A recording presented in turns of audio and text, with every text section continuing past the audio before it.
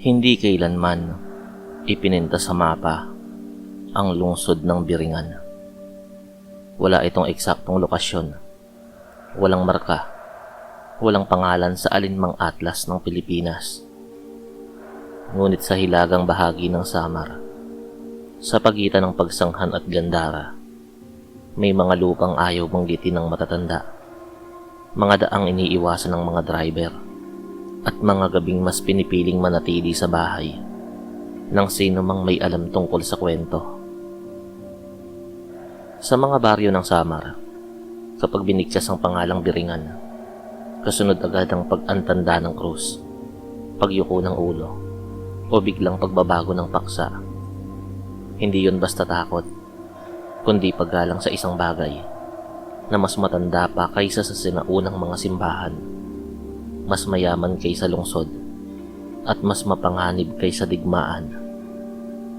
Agrikultural ang Samar, palayan, nyugan, talon, bundok at dagat.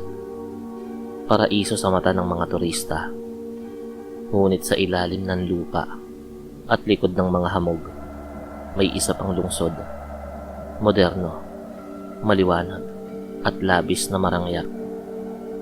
Napiling mga panauhin lamang ang pinahihintulutang makakita at makapasok, at hindi lahat ay nakababalik pa.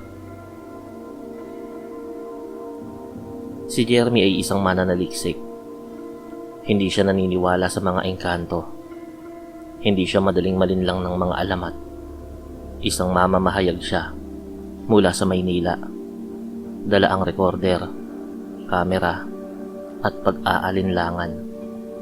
Ipinadala siya sa Samar upang magsulat ng artikulo tungkol sa mga modernong alamat ng rehiyon.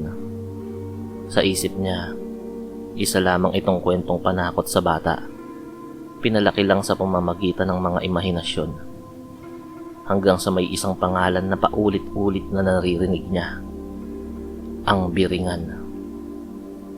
Ayon sa mga tala, may mga taong nawawala sa pagitan ng Pagsanghan at Gandara. Mga magsasaka, driver, estudyante, na bigla na lamang naglalaho. May ilan na bumabalik matapos ang ilang oras. May iba matapos ang ilang taon.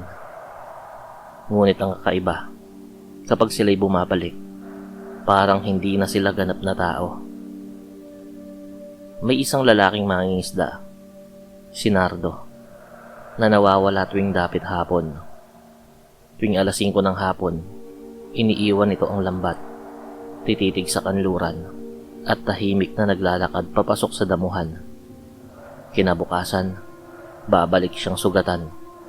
May dalang salaping hindi karaniwan ng anyo, at may mga mata na tila nakakita ng liwanag na sadyang nakakasilaw. "Nakarating ka na roon?" tanong ni Jeremy. Hindi sumagot si Nardo. Ngumiti lamang, isang ngiting puno ng pangungulila at ng takot. Sa gilid ng isang lumang daan, sa Pagsanghan, nakatayo ang isang puno ng akasya. Malaki, matanda, at tila may sariling anino kahit tanghaling tapat. "Iyan ang pinto," bulong ng isang matandang babae kay Jeremy. "Hindi laging bukas yan, pero kapag tinawag ka, nasa yun na kung sasama ka, papasok sa kanila." Ayon sa mga salaysay, hindi iisa ang daan patungong Biringan. Minsan ay bato, minsan ay damuhan, minsan ay wala kahit anong palatandaan. Ngunit kapag napagdesisyonan ng lungsod na yon o ng mga nilalang na naninirahan doon ang iyong kapalaran, ang lupa mismo ang gagalaw upang ihatid ka roon. Sa isang banyagang dokumentaryo na pinamagatang Night Terrors, binanggit na may mga ulat ng mga sasakyan na biglang nawawala sa pagitan ng San George, Gandara, Katarman at Calbayog, na tila lumihis sa espasyo at oras. Hindi talaga sila nawawala. Ninadala lang naman sila sa isang lungsod na wala rito sa mundo eh. Sabi pa ng isang lokal na nagsisilbing gabay. Ang mga nakababalik ay iisa ang sinasabi. Ang Biringan ay lungsod na hindi nangangailangan ng araw. Ang mga gusali tila ginto at salamin. Ang mga kalsada ay kumikislap at ang hangin ay may halimuyak ng kayamanan at walang hanggang kasiyahan. Parang New York, parang Dubai, ngunit hindi gawa ng tao. Ang mga tao roon ay magaganda, sobra, walang kapintasan, lalaki man o babae. Ang kanilang mga mata ay malalim at mapanukso. At kapag ikaw ay pinili nila, hindi ka na basta panauhin na lamang. Ang mga engkanto ng Biringan ay nahuhumaling sa mga taong may kakaibang wangis o pusong marupok.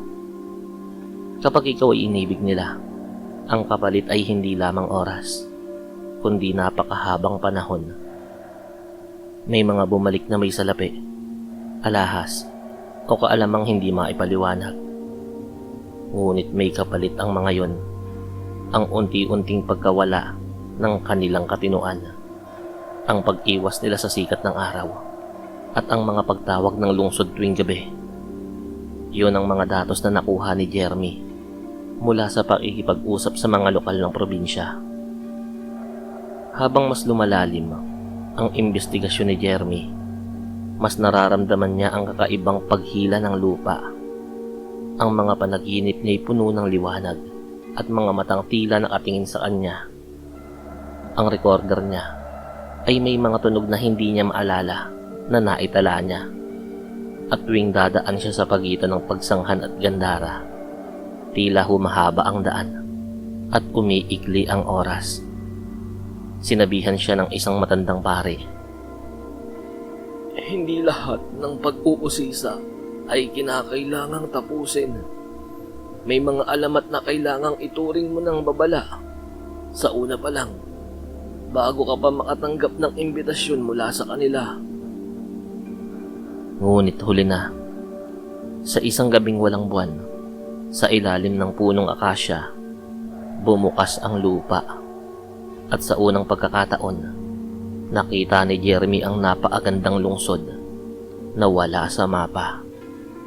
At sa mismong oras na yon, doon nagsimula ang tunay na pagkawala ng kanyang inuusisa.